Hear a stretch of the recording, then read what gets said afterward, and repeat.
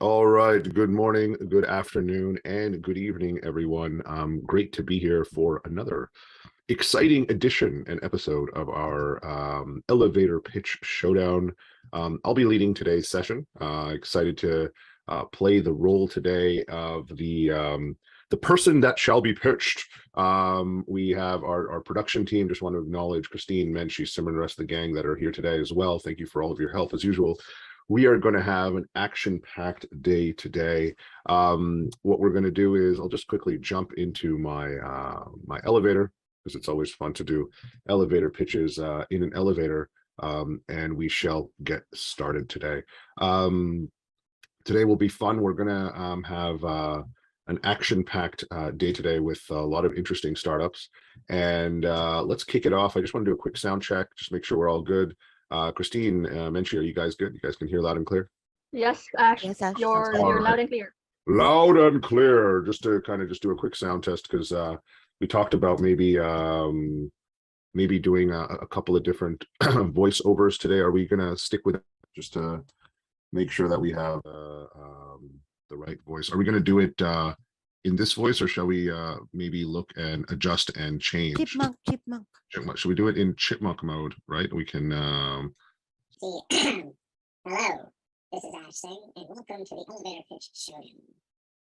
Perfect.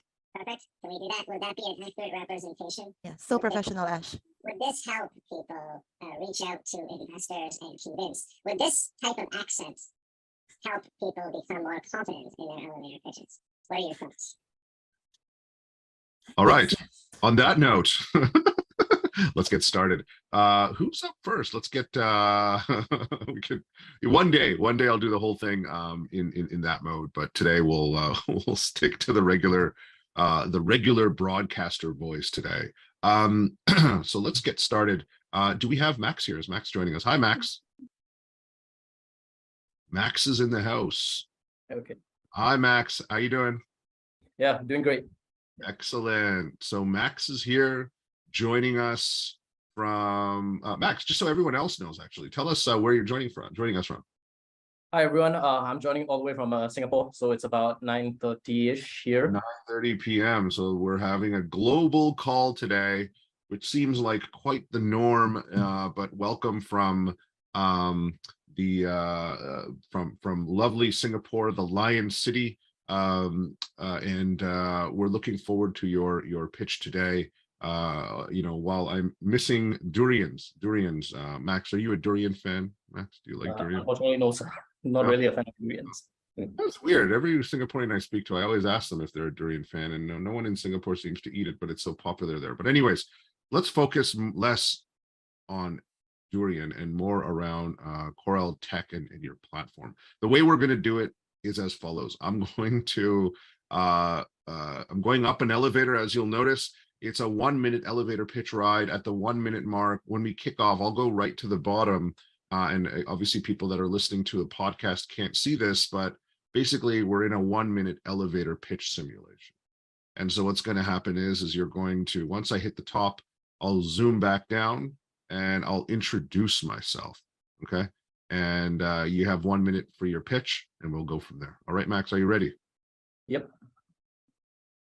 All right, Max, nice to meet you. My name is Ash Singh. I'm actually a Malaysian dato, right? And I'm looking to invest in startups because, I've made a lot of money in palm oil. Tell me, Max, tell me what you're working on. Hello, sir. I'm Max, the founder of Corel Tech, and I'm looking to raise $5 million for 10% equity in Corel Tech. Today, Web3 projects today are outrageously expensive to execute. Web3 talent is hard to source, and there's a lack of security in Web3 projects for collaboration platforms. On average, an MVP level could just cost between $100,000 to $500,000.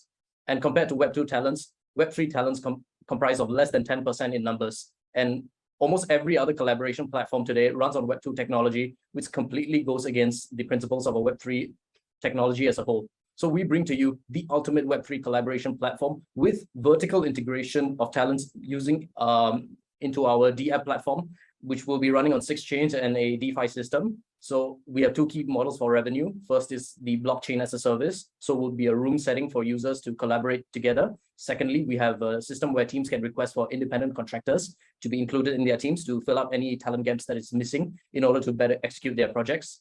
Yeah. In terms of traction, we have roughly 400 lead users without any form of marketing at all. So our focus right now will be to roll out our DApp beta for users so we can better accommodate to them and have a better understanding of where we are on our product market fit. And currently we are in process of raising more than $200,000 in grants. So if there's any questions, I'd be delighted to take them. All right, Max, thank you very much for sharing that. As always, from the crowd, right, feel free to comment live here today. If you're joining us on any of the social media platforms, feel free to comment below, provide feedback, provide questions, insights. Let's help level up Max. So I want to jump into a little bit. First of all, thank you for sharing that. Right now, I know that you, in your description, there was a couple of things, because I want to just zero in a little bit on what you're doing so the audience can learn a little bit more. These are shared with our investor community and just our community as a whole. So it's always good to just not everyone is so fluent in the Web3 space. You said something very quickly, and I want to come back to that. When you're giving a pitch, especially when you go to some of the technical components, you talked about 6 chains and something. You tell me a little bit about that. It's a DeFi system, so a decentralized finance system. Yes, yeah, but you said 6 chains, right? Yep. Can you tell me more about that? I want to understand a little bit more of the tech. So usually for Web2 technology, we use servers, as everybody knows. So you run the server and you run your platform on that server. So Web3, we don't use servers, we use blockchain. So some platforms use one chain, and for Coral Tech, we'll be using cross chains. So for us, using our developer tool, we'll be using 6 chains. So there's Ethereum, Solana, Avalanche. So how it does is it just works as a form of similar of how a server would work for a Web2 platform, but in this case here, in a way that we don't take any of the information of the users and everything is stored within blockchain. So there's a sense of that security, and there's nothing from our end that we're going to take from the users. Got it. Because you started earlier saying that there's a lack of security. So the idea of multi-chain, multi-blockchain infrastructure, right? Does helps that, I guess, right, Max? Is that right? Yes. Right, because we've seen the dual chain and cross chain, but I guess we're moving into a world now where with all the hacks that have been happening in the Web3 space, it's better to have this level of security. So let's talk a little bit about the pitch itself, okay? And part of this is for me to just give you my honest feedback in terms of what I was thinking about as you were pitching, right? When I think about this, part of where my brain was is trying to understand, if you build all these components, right? I want to fully understand the level of improvements, because you talked about the fact that typical Web3 project MVP cost $100,000 to $500,000, right? That's the first thing that you brought up, right? And the fact that you've kind of built this model, for me, I want to understand how what you're building is going to be a little bit different than the existing outsourced providers, right? How is your system structured? And if I'm a Web3 developer, and I'm saying this, Max, because I'm probably a little bit older than you, but there was a time when there was Web 1, right? There were the web app developers, and then all these mobile developers came in, right? And the same argument was there, right? Mobile developers only represent 10%, right? And and we've actually hit Web3 twice. We've gone through kind of this mobile phase, and then obviously with the machine learning and AI, that's really picked up. So my question to you just comes down to how the platform is different enough to ensure that this isn't just going to be an additional feature that the current service providers that are providing talent are going to take on, right? Does that make sense? So let's talk a little bit more about that, Max. Go ahead. Okay. So traditionally, we'll break it down first to the most traditional level. So first we go on to traditional freelance platforms. So that's bulk of where a lot of things happen today. So bulk of these platforms, they actually run on algorithm bias and all that. So naturally, the ones that have clocked more project, they're given priority, and the ones who haven't done as much, it's going to take them a while, maybe 6 months to a year. So that's the first thing. But it has actually evolved. So there's currently a Web3 blockchain form of Upwork or Fiverr or whatever it is. It's called Brain Trust. So how it works is users, the community, being the Web3 community, they vet the talent themselves, and they're actually awarded the DeFi tokens of the platform. And how that token actually does is incentivizes users more for developers to actually push themselves more and develop themselves more, just to bring out that impression that, hey, this person has substance. So that works as an incentive for in Brain Trust. That's a different platform called Brain Trust, right? Okay. Yeah. Yeah. Tell me, so because that makes sense, right? Because there's a different incentive structure, right? Correct. Yeah. And for us, we take it to another level in a sense that traditionally, whenever these outsourced independent contractors or freelancers actually want to work on a project, normally they are by themselves as a single entity. But what we are seeing today, based on Discord and Telegram, what I've actually found in Insight is that it's not just an individual game anymore. There are actually, these people actually move in teams. So these are actually independent teams, and how we can actually make use of them is that instead of having the cold email, the vetting process, we make it much easier. So how it starts is there's a project going on our D app, and say maybe they need certain talents. So they will just flag it off that we need this X talent, Y talent. And those talents, instead of sending a cold email or DM, so what they will do is they will just send a quotation along with what they have to offer accordingly. Okay. And from there, within the quotation, they can actually look at the profile, their website, their GitHub, their LinkedIn, whatever website they want to put up there for their personal portfolio as a form of recognition. So from there, the users will vet themselves. And how it is different is that even for Brain Trust, despite being a Web3 run platform, there's still some form of control on vetting the users. Here, we give absolute autonomy to the users to vet themselves, and we don't have anything to do with it. Do you think that that would work? Is that something that you feel would work? I think it might work because in Singapore, not in the Web3 platform, but there's another similar startup that actually does something similar. It's called Homage. So they do something like that, but for medtech. So far it has been very successful. So we feel that even though it's a completely different game in the Web3 sector, but it can work off. That's what my take is. And are you tokenizing? Are you incentivizing? Is there a token incentive for good work? Like, so when I look at things, Max, I'm kind of old school, if I may, right? Definitely. When I look at stuff, and having been in I used to be a developer back in the day, probably not a good one. But you know, when I think about things, I always kind of come back to unit economics, right? When I look at it, for me, obviously there's, you know, the 6 chain and all the other, there's obviously a lot of cool elements to what you're doing. But for me, it's very simple. You know, when I am brought in as a hire for a project, right? If I'm a freelancer for a project, the person hiring me wants to have a good product that's on time and on budget. Okay. The freelancer wants to maximize revenue and have the potential to earn more. That's kind of the way I would look at it, right? And so what I wanted to, you know, along with the elements here, right? Because I feel like you know, we adopt everything. You know, I know there's some people that aren't the biggest fans of crypto and blockchain and you know, the whole Web3 space. We adopt everything. You know, we're early adopters to all these platforms. And what I always try to push is let's get to the unit economics. Max. Does that make sense? Right. And so when I think about it, right, I want to understand a little bit more about like how the platform itself, if what you're, because your secret sauce is around vetting, right? That's your secret sauce, your methodology and your ability to bring in talent, right? Those are the two things. I want to know a little bit more in terms of, you know, how do you see this improving the process? The industry, the development industry on its own needs to continue to move towards on time, on budget, right? Freelancer earning more, consistently more. So I want to talk more about that, Max. Can you share a little bit more about that? All right. So first off, we waive off any commission because it's Web3 based, it's token based. So there's no commission involved here. Whatever they make is whatever they make.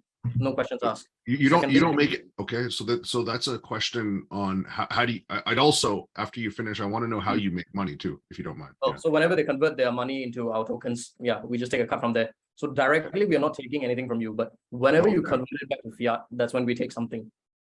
Okay. Yep. So secondly, we have a core folio system. So how it will work is as they go on and work and clock more projects, so their reviews and all that, we'll craft it into an automated portfolio system. So as this goes on, they will build up more and more and more. So what we will try to work on in the future is we can have this to integrate into other platforms. Maybe they can use it on their website as a form of advertisement. Maybe they can use it to their personal branding on maybe on LinkedIn or somewhere. So we try to build that personal touch beyond our platform for them as an incentive for them to maybe work more and more and incentivize others out there to come onto our platform, because we want to offer them an incentive that we don't just care about our platform. We don't just care about making money from you, but we also want you to grow beyond and develop yourselves further. That's what we want to go at. Got it. And do you feel that you're making enough money on just the token redemption? As of now, we have yet to roll out the beta version and all that. So as of right now, I don't have the data available for you. Yeah, no problem. I understand. So, you have this smart vetting system, this decentralized smart vetting system. Everyone comes together and they can basically, they eat what they hunt, right? Like, there's zero fees, right? And through the smart vetting process, you find and cultivate the best talent. And through that, that's going to drive the on time, on budget. They're going to earn more because obviously through the platform, they're keeping most of the elements themselves. And yeah, okay, I understand. I get where this is going, because I want to spin it to just kind of where it is right now.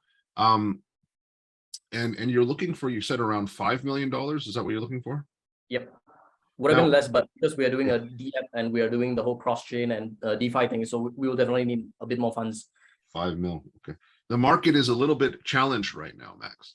Right. Yes, definitely. So I want to be just cautious about that at the moment, because valuations are being suppressed, actually. Right. Yeah. So this is in September 1st, 2022. Obviously, in the Web3 space, things can change on a dime, right? So we'll get that going, right? Max, is there anything else that you feel like in your elevator pitch you missed, right? Because I want to, when I think about the elevator pitch, I guess my last question to you is, what is the big picture on this? If you get this right, where does this business go? So originally, our primary focus was the talent bit being our primary market and the secondary market being our blockchain as a service, the room thing. So the collaboration factor being the room thing. But when I was talking to users based on Telegram, Discord, and all that, what I actually found out was users want the opposite.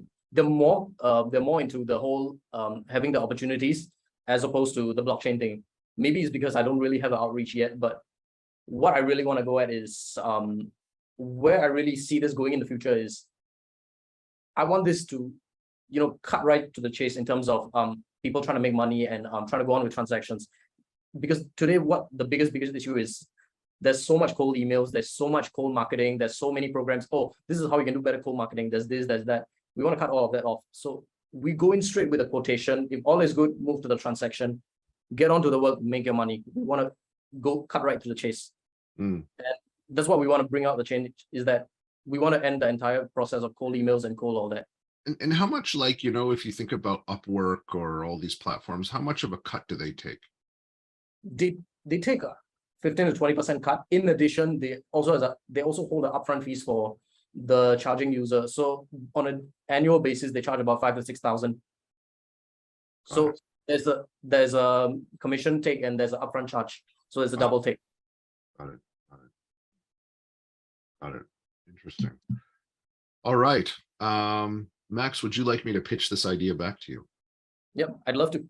Okay. What we're going to do is we're going to go up the elevator. When we hit the top, you can introduce yourself. You could be whoever you wanted to, want to be. I wanted to be a Datuk today. I was feeling do you know what I mean? Felt like being a Malaysian Datuk. You can be whoever you want. And I'm going to try and encapsulate, right, Max, what I feel elements that I want you to consider adding as part of your pitch, right? And I want to keep it as focused on you being the next iteration of the outsourced community. All right. So over to you, sir. I'll wait for your introduction and I'll get started. Hi, I'm the managing partner of Sequoia Capital, and today I'm interested to hear what you have for your startup. Excellent. Thank you, Max. Thank you for making the time to meet with me today. My name is Ash Singh, and I'm part of the Corel Tech team. As you know, we've gone through over the last couple of years, the Web3 world has exploded, and we have projects and development happening around the world. One of the things that you might not know is that the resource required, right? The Web3 development group is still very small. And so I took some time to think about, just like we're reinventing the internet with Web3, could we relook at how we interface with outsourced, talented Web3 workers around the world? And so we've created a very interesting platform. We've developed a Web3 smart vetting system that basically allows the crowd to completely vet people that are coming and taking on a project that they want to develop. Through our platform, the whole process allows the individual to be driven to be and motivated to complete their elements on time and on budget, and make sure that they earn more, and they're incentivized via a token. And we don't actually take a cut, right? We believe so strongly in our model that we can actually just, once they redeem their tokens to a regular currency, we can take a small edge off of that. And we believe that this is the new model, the new way that the Web3 community and every community as a whole is going to look for in terms of the next generation Upwork or Fiverr platform. I know that Sequoia has invested in these platforms before, and I'd like to chat to you more about my schematic and how we can make this work. I'm looking for $5 million to get this off the ground. Thank you. Thank you. All right, Max. So that's my pitch. Does that make sense? Do you see what I did there? Yes. Right. It's all about, Max, what you're developing, and the fact that the next gen platform, do you know what I mean? How you think about things, your smart vetting system, and all the other elements. I didn't bring up the 6-chain component because I felt like from an elevator pitch, it would be better to focus on the business model innovation, okay? And then bring in the security as a little bit later, because, when I think about the audience, right? Sequoia Capital, right? What they have done, where they have made money, and they've invested in the previous type of companies, right? But I want you to think about it from just the unit economics, right? That's the thing, right? So thank you for your time, Max. Hopefully you enjoyed that, and congratulations on what you're building, okay? And we wish you all the best, and we look forward to being part of your success, Max. Thank you very much. Thank you so much, sir. All right, let's see if let's continue on. We are on the Elevator Pitch Showdown. Let's see if the Mind 2 team is here. The Mind 2 team here. Let's jump to Christine and Menchie. All right. Who's joining us from Mind 2 today? Hello. Hello. How are Jorge. you, sir? Hi, Jorge. How are you today? Welcome, welcome, welcome. Great to see you, sir. Thank All you. right. Let's rock and roll. We have we're on the Elevator Pitch Showdown. We are going to hear, just so Jorge, tell us a little bit about where you're calling from, just so the audience knows. Yes, for sure. Yeah, I am in Mexico City. Okay, so we are, we just spoke to a founder. Max was in Singapore. We're going to go to Mexico City. We'll probably throughout the day travel around the world. Jorge, what we're going to do is this. We're going to, like always, we're going to have a chance for you to do your elevator pitch. And what we can do is I'm hitting the top of the elevator right now. I will introduce myself, and then you can pitch your concept. Are you ready, sir? I am. All right. Jorge, my name is Ash Singh. I'm the adopted son of Mr. Carlos Slim, the billionaire here in Mexico. We're looking to invest in startups. Tell me what you're working on. Oh, thank you, Ash. Nice to meet you. And well, let me talk with you and I want to introduce you Mindto. In Mindto, we are a technology startup with a social impact on the well-being and mental health of Spanish-speaking people. According with the World Health Organization, mental illness constitutes a quarter of health of issues in Latin America. You know, and 83% of employees feel a mental and emotional damage due to a high stress level. But it is not just an individual problem. Companies in Latam lose more than 10% of their annual profits in mental health problems. So we create a technology within the reach of individuals and companies, offering an end-to-end technological solution in mental health. So we work on prevention, care, and monitoring. So our solution is an app where we can daily emotion of the users are monitored, and there is also a chatbot, a conversational chatbot. We also offer a secure connection to take online therapy, and companies have a dashboard that generates statistics to know the status of the employees' well-being. So what do you think about that? All right. Thank you very much. Are you looking for funding? How can I help you? What are you looking for? Yeah, actually, we are looking for $500,000 in order to improve our technology and our marketing campaigns, hire talent people, and exploit our market share. Excellent. Thank you. Thank you for your pitch, and audience, feel free to give Jorge some feedback on his pitch. You know, we're always looking to help improve and give feedback and guidance on the elevator pitch itself. Now, Jorge, I want to jump in a little bit more into some details about what you're doing, right? And part of this process is the idea that you know, when we think about when I think about what you're doing, there was a lot of, obviously mental health is a big issue. We all know mental health is a big challenge. I wanted to dig in a little bit deeper on how all the elements kind of come into play, right? Because you mentioned that, you know, you have a chat bot, okay? You have a way for them to call in, right? You know, there's a direct access to a service provider, right? Like a doctor, a mental health professional, right? You also mentioned that there's a dashboard, right? Okay. These are the features. What I wanted to hear, Jorge, as I was listening, and again, this is from an investor standpoint, is what are the features and how does it kind of package together to kind of get a secret sauce? Does that make sense? Right. Sure. And so like, I mean, Jorge, you know, like I'm a big fan of, you know, my daughter is a big baker. She loves to bake, right? It's kind of her thing. And so there's the ingredients that goes into the cake, but there's a way she has to make the cake and the icing and all the other elements timing wise to make it an amazing cake, right? When I try to do it, it doesn't turn out as nice, right? So I want to know the features again and how you package it together, because it's about the story arc, right? When you pitched, you talked about 10% of profits are reduced because of mental health, right?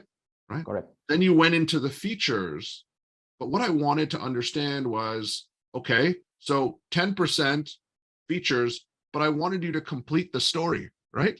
The story for me was not completed. I wanted to understand, okay, 10% of profits are hurt. And what you've done is you have this feature, this feature, this feature. It's packaged together. And if you do it right, you can decrease from 10% to maybe 5% or 2%. Does that make sense?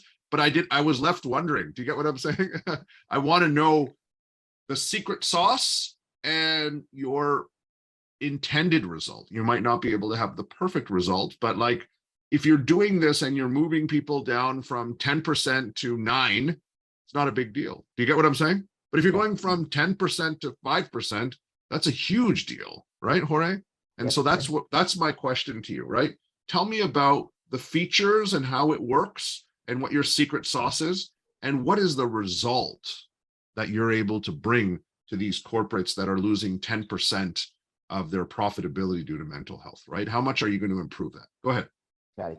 Well, our platform is a technology and a human platform. So we have specific programs for companies where we have webinars with different topics, like how do you can manage the emotions, how do you manage the emotional intelligence, how you can do less stress activities, and how you can create this, for instance, meditation exercises, yoga into your desktop, into your desk.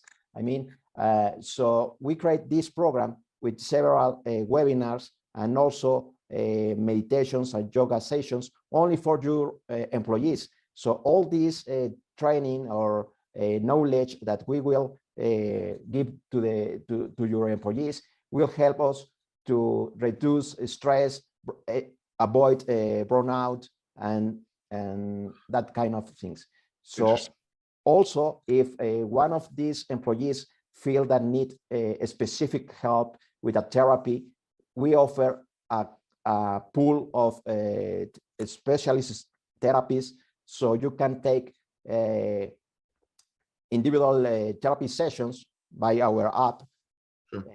So directly to connect with the patient.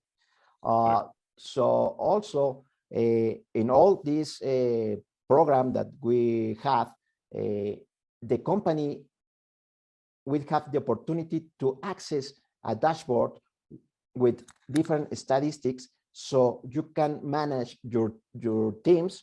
I mean, into the dashboard, you can put any employee to any team. So you have, for instance, sales of the north of the country, the team of marketing, the team of sales. So when these people use our app with our different content, the dashboard will tell you how is the status of the well-being of your team. So if one day the team X team is more stresses or even depressed or anxiety, and how do you applying our program will be better, this kind of elements. Understood. There's some good feedback, Jorge, in the chat right now. Okay. There's a question, you know, there's a stigma regarding mental health, right? You know, there's this concept of a stigma, especially in the developing world, right? I think it's, you know, in markets in the developed world, it's become more and more of a mainstream issue. The question here is, most people, especially men, don't want to admit they need help, right? How will your company entice them and make sure they actually bring it out, right? Do you get what I'm saying? Like, I'm thinking about my dad. My dad was born and raised in India, moved to Canada 50 years ago, but you know, there's some people that don't want to talk about mental health. How do you make sure user adoption is there? Go ahead. Totally, and it is a big challenge for us. So what we are working on is with that kind of webinars. So we try to say to people, hey, it's good, not be so good, you know, or it's good, not be bad. Yeah. So it's a lot of work regarding to make they understand that people can feel bad, can feel all this kind of mental health illness, and we have the solution in order to feel better, in order to achieve happiness and well-being. Got it. And I think there's a good point, right? Because, you know, mental health is there's a comment here, right? Mental health is invisible. It's tough to see, right? So it's always a bit of a challenge, right? My question to you is, you talked about a dashboard, okay? A dashboard. Is there some sort of metric or number that you have associated to mental health that you've established as part of the Mind2 platform? Right? Because everyone needs a score, right? What can be measured can be improved, right? Just like you have net promoter score or your student rating or something like that. Can you tell me more about the dashboard and all the other components that come with that? Go ahead. Yeah, for sure. Well, the dashboard is just it's a web platform where we show how is the use of our elements of the app from each team of the company.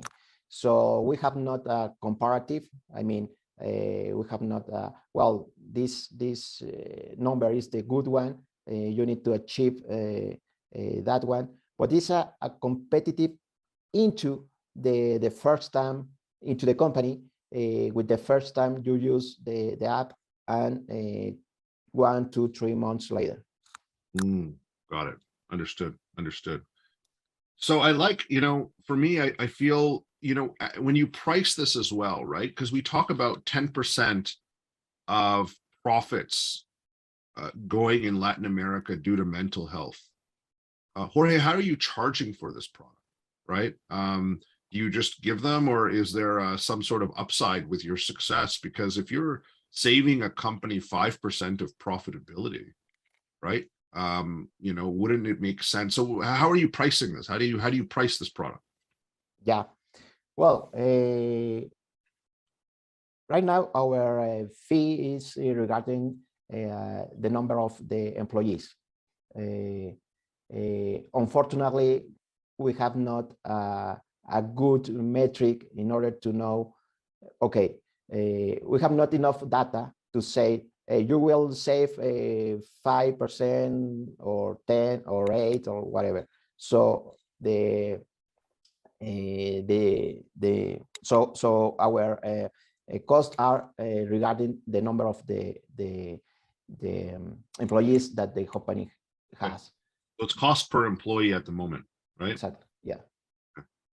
And got it. And you're looking for 500,000, correct? $500,000, right, to make this work. You're focusing in Latin America. Are you starting off in Mexico? Is that kind of your starting point? Yes. Right. Now, let me ask my last question is that, do you find that dealing with mental health in Mexico or Latin America, because of the background of people and any other environment, is it different than dealing with mental health in, say, the United States or Germany? Yes, it is. Tell me a little bit more about this, because I think that didn't come out. Do you know what I mean? Like, yes. If you're talking to an investor who, might come from, like, Carlos Slim's, I said I was Carlos Slim's son or grandson, right? So adopted, obviously. But the point is that I've been educated in the United States. I've probably gone to a really good school, not because I'm smart, but because, maybe, my parents donated money. But the point is, I don't understand that. Do you get what I'm saying? I'm not a man of the people, right? So I need that to come out in your pitch. Tell me about that. Yeah. Tell me about, how it's different and how you've solved this as somebody that's obviously born, raised, research, and so on and so forth. But give me some details. Go ahead, Jorge. Yes, for sure. Well, in case of Mexico and many countries in Latam, the knowledge about mental health is very poor. Yes. Usually people in Latam don't feel that we need help in order to improve our mental health. Yeah. So also most of the people have a stigma about that. People think that if they talk about any issue of their mental, they will be looked as a crazy man. So I don't want the people, to the society, see me as a crazy. So I prefer to maintain this in a secret. This situation, I mean, no? Also, many people think that if you spend a couple of beers with your friend, you will resolve your problems, your emotional problems. Yeah. So it could be good in a short time, but not for a long time, and not for I understand. for the deep problem to mix the deep problem. So that's why people in Latam, in Mexico, and many countries are different to US. Sure. And you have the research around this, right? You've spent time and you understand the mental health triggers that can help people start to open up, right? Because that's the key element to what you're doing. When I think about your secret sauce, as I'm listening to you, Jorge, right? You know, you can build a platform, you can do a chat bot, you can do like direct calls of consultation. But the real magic around what you have done is you understand how to monitor, right? The average Latin American worker, and also ask the right questions and trigger feedback on their mental health better than anyone else. Does that make sense? Because if you can't do that, you can't have a business. Does that make sense? You know, because if otherwise it comes to your point around, just meeting over beers, right? Do you know what I mean? And that's an expensive thing. Being able to do it and do it digitally, Jorge, does that make sense? Right? Yeah. That's your secret sauce, Jorge, right? There's a ton of companies out there that can provide a chat bot or a phone call for mental health services, right? Total. But your process, does that make sense, Jorge? I want this to come out, okay? Right? Because you have to have the right base, because if you can uncover and elevate the person from and get them to open up, do you know what I mean? You know, you have to get them to open up. Yeah. Then you can monitor them and then you can improve them. And that is your part of your secret sauce. And that didn't come in your pitch, Jorge. You need to, this is powerful. Okay, because that is something that I think is powerful. It's valuable. It's defensible. It's something that you can build as your own IP. You know what I mean? How do you do it, right? Does that make sense? Yes. Right. Totally. Now, before I pitch back, I just wanted to know, and just so the audience knows, how much time, energy, research, knowledge do you and your team have in mental health, right? Because that didn't come out in your pitch. Tell us a little bit about yourself and your background and why you're the best, you and your team are the best people in Latin America to make this happen. Go ahead. Yeah. Well, we have into the team very good psychology people with a high number of years of experience. Sure. But also for my self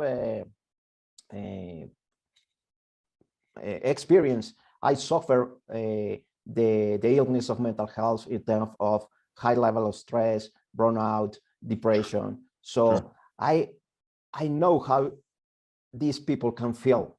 Yes. And I know the importance that take for anyone takes hands-on and feel better to be better into the society, to feel good and continue with their life. Yeah, understood. All right, Jorge, would you like me to pitch your idea to you? May I pitch mine to you? Is that okay? Thank you. Yes. Now, what we're going to do is I'm hitting the top of the elevator, and you get to introduce yourself. You can be whoever you want, and I will attempt to pitch the idea back to you. All right? Okay. Let me continue with your Carlos. Sure. Go ahead. So hi, Ash. I'm the grandson of Carlos Slim. As you know, my Carlos has a health foundation in Mexico. Yes. And we are very, very worried about the health in general. Indeed. So if you have something to talk to me, I can. Yes, thank you very much, Jorge. My name is Ash Singh, and I'm part of the Mind2 team. As you might know, because your family is involved with a vast array of industries and businesses in Mexico and Latin America, that mental health is a real issue. In fact, we have discovered that mental stress, 80% of workers in Latin America deal with stress. And because of this, it hinders and causes a decrease, a 10% decrease in profits across industries across the region. And so we thought, let's try to look at this. And so with me and my team over the last 5-10 years, we have actually discovered and created a digital platform that allows us to first uniquely uncover and build triggers with people and understand if they're feeling if they're having any mental health challenges. This is a really hard thing to do. And so we've actually discovered how to do it. So we can actually detect digitally if somebody in the workplace is having any type of mental health challenge. And we have built a streamlined workflow for them to address it, right? Deal with it in the right manner, present the right information via dashboard to the employer so that they can monitor the overall mental health. And so we've created a focus, right? A Latin America focus mental health trigger, a gauge of a team's mental health. And our hope is that we can improve that, right? Instead of 10% drop in profits, our goal is to reduce that to 5% and really make a big difference on the bottom lines of companies in Latin America, but most importantly, improve the mental health of all the workers in the region, right? I'd like to chat to you a little bit more about the $500,000 we're looking to raise to make a deep impact in mental health in the region. Thank you very much. Excellent. Let's talk. So Jorge, I went into that trigger piece. Do you know what I mean? How to uncover it. How does that come through? How do you do it digitally? How do you make sure that improvement happens? And I tried to end the story, right? I tried to end the story arc, right? Around profitability, but most importantly, for somebody like Carlos Slim's son or grandson, happier homes, right? Like, you know, who wants to work in a place where you have, you know, mental health challenges, right? And we all need to come together and communicate and make this happen, right, Jorge? So I want to thank you. I think what you're working on is fantastic. It's something that's needed. We want your success, Jorge. I want to thank you very much for sharing the amazing work that you're doing today. And so look forward to your continuing the journey with us. And we look forward to being part of your success. Thank you very much, Jorge. Have a wonderful day. Thank you, Ash. Thank you to you for all your feedback. It's my pleasure. My pleasure, appreciated. sir. Have a wonderful day. Thank you. Thank you. Let's hear now. Up next is the Money Masters. The Money Masters are joining us today. Let's hear from David. Is David here today? David, how are you today? Welcome. Hi, Ash. How you doing? Good. Very good. David, great to have you here today. I know that we are running a little bit behind time, so thank you for accommodating us. I think you're live at a conference or something right now, right? So yes, last minute I got to talk to UBS and Credit Suisse, so I had to make the exception to come here. Well, when the Swiss banks come asking to speak to you, you definitely got to make time, right? Because you know, we all know that the Swiss banks, I mean, they're always good to meet up, and they're also great customers to have, right? So best of luck with that. So we'll try to make sure it stays focused. So David, just so the audience knows, can you tell us where you're joining us from? Yeah, so today I'm in Lausanne in Switzerland, but we're actually based out of Geneva in Switzerland. Got it. So we're gonna stick around in Switzerland today. And as everyone knows, we're gonna travel around the world and listen to different startups today as part of today's session. But David, what we're going to do is just to kind of zero in, we're going to do your elevator pitch. What will happen is you can see I'm in a virtual elevator right now. Once I hit the top of the elevator, I will introduce myself. Okay. We can get your 1-minute pitch on Money Masters. Are you ready, sir? Ready to go. All right. Hi, David. My name is Ash Singh. I am a son of somebody who's parked a lot of money here in Switzerland. And I can't tell you who that person is, but I'm looking to invest in startups. And I heard about what you're doing with money. And so tell me, David, tell me a little bit more about what you're working on. Go ahead. Yeah, no worries, Ash. Thanks for your time. My name is David Giron. I am the CEO of Money Masters. Yes. And obviously, as you might know, There's a big problem in the financial inequality gap, but there's an even bigger problem with financial education. Actually, around the world, over 67% of the population is financially illiterate. And even when you look at a top country like the United States, over 100 million people lack the most basic understanding of finance. But that's why we created Money Masters, a fun and easy way to learn about money. With the help of financial and education professionals, we created a gamified and interactive financial journey that takes our users from the very basics of personal finance all the way down to understanding complex topics like investing and even trading, all from the palm of their hands. Today, we have over 26,000 users, showing a 36% stickiness ratio and growing at 20% month on month. On top of that, we have partnered with 3 financial institutions who selected us from over 200 edtech startups to train their users and potential new clients in the aspects of finance. Today, the platform is built. We just want to focus on growth, and we're raising $1 million so that we can keep growing and making financial education accessible to all. Got it. Excellent. That was a great pitch, David. Thank you very much. Let's talk about Money Masters. Okay. And part of these sessions, David, is about introducing the product to the market. You know, when we think about a problem, you know, typically when we think about an investor pitch, there's problem solution fit, there's product market fit, and then obviously the willingness to pay. So we all know that financial illiteracy is kind of a root cause issue. You know, the reason why we like what you're working on is everyone says that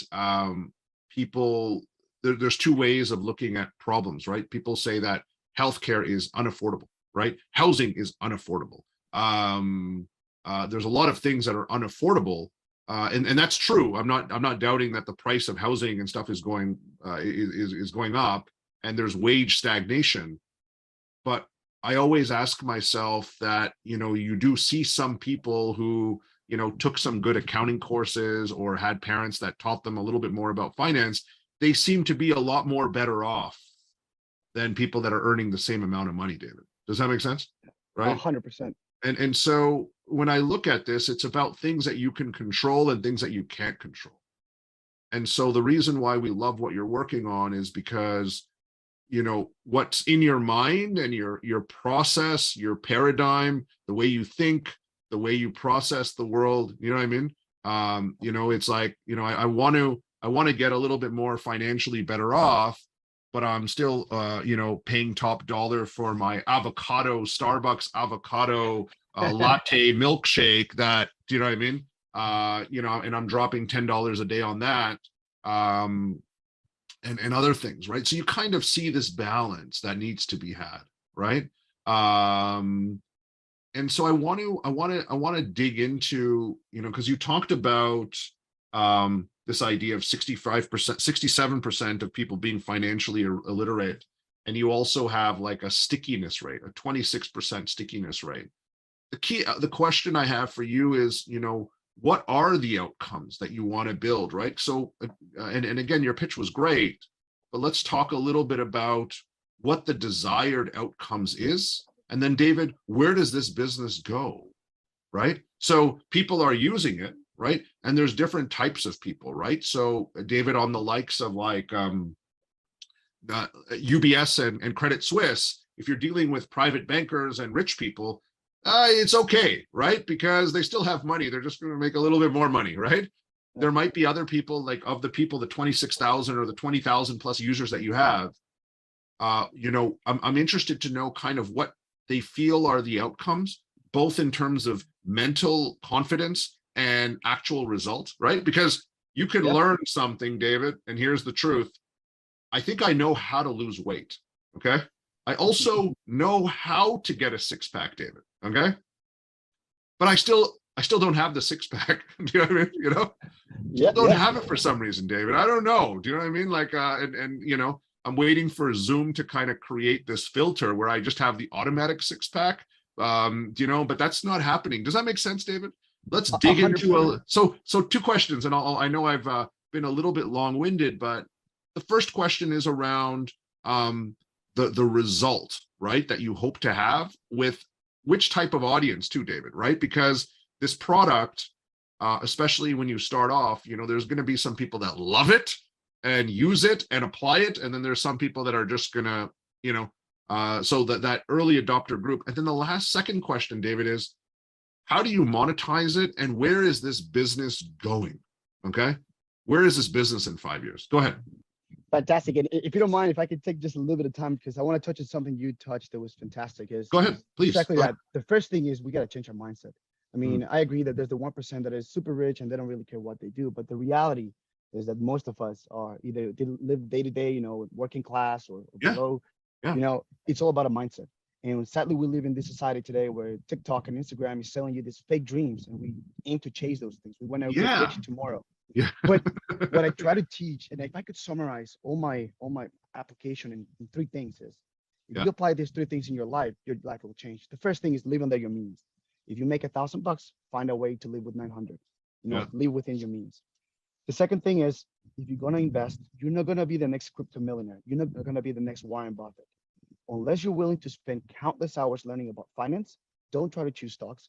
Go on an ETF, something like the SPY, so the S&P 500, and just let it compound over time. And the last thing, and probably the most important, is pay yourself first. Every time you get a salary, allocate a percentage that you're going to save. No matter what happens, you're going to save it. It can be 10%, it can be 5%. You got to start somewhere. But if you pay yourself first at the beginning of the month, that money goes directly to your saving account or to the investing account. What that will make is that at the end of the month, you will find a way to survive. Because today, what we end up doing is we say, I'll see how much I can save at the end of the month. And what happens is you never save anything because you always justify your purchases as needs. I need the newest iPhone. No, you don't. You're justifying your purchase. So these are just 3 takeaways, which is just the mindset that if you take those 3 things from our courses, you are on route to having a good financial future. Yes. But so David, if I may, because I want to jump into that, because that didn't come out in your pitch. Okay. So my question to you, and this might relate to the big picture, is right now you are kind of playing the ed tech role. Are you moving into the future where there is a little bit of real financial management on your platform, right? Where people are inputting information and, it's kind of like the weight loss app, right? Where you plug in your calories and stuff like that, because that didn't come out in your pitch. So I just wanted to know if that's so right now we completely focus on the ed tech space. We do see in the future, maybe we'll go a bit more into the banking and investing sort of things, but to date is just education. And the idea is to really paint a really clear picture of how using some of these strategies can help you. And maybe just jumping into the next question, because I think it lines up quite nicely. Yes, we're not trying to say, hey, buy our products, because I think the problem is whenever you have a product that you're trying to sell, then you have a bias. So whatever I'm teaching you now, it becomes biased towards selling my product. What we want to do is actually partner up with banks and all the institutions that will give you access to more products. What we're doing is just explaining you the alternatives that exist out there. What is an ETF? What is a pension fund? What is a mutual fund, right? So you understand at least the universe that you have to invest. There's one more thing that we do take care of is the gamification piece. We have an investment game where you can either join different length tournaments, you compete against your friends, and you can have $100,000 to invest. So then you at least understand how the market works and how time affects your investments. So we do want to give you that experience, but risk-free. And the best thing is that there's actual real rewards for those users that use the application consistently and win in the tournaments.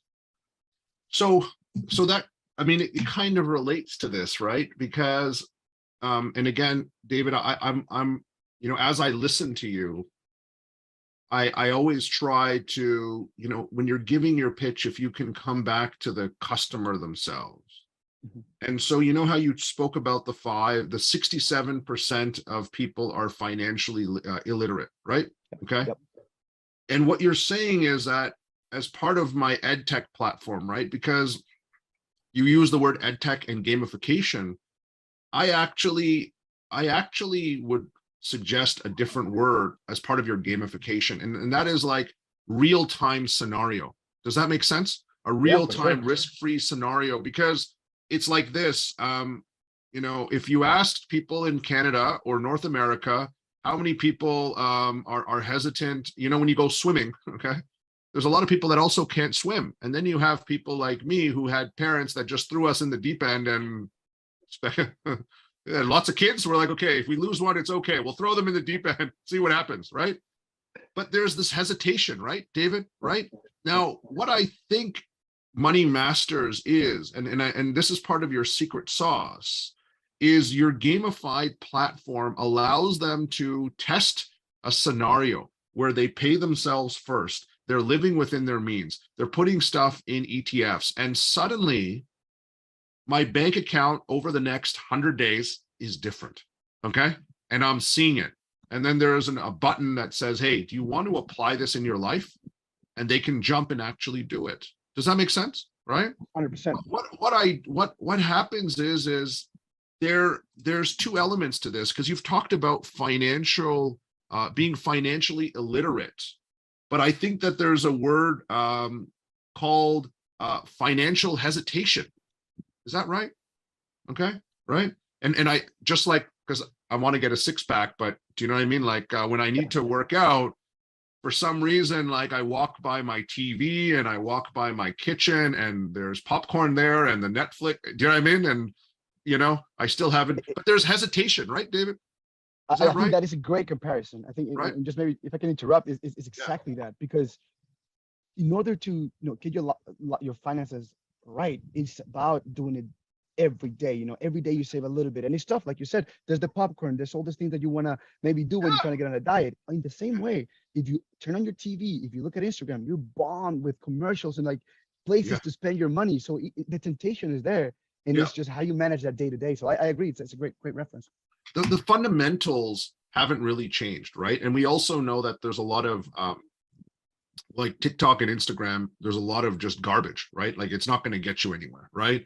The fundamentals haven't changed. Like your local bank's ETF is not a bad option, right, David? Is that fair to say? Right? No matter where you live.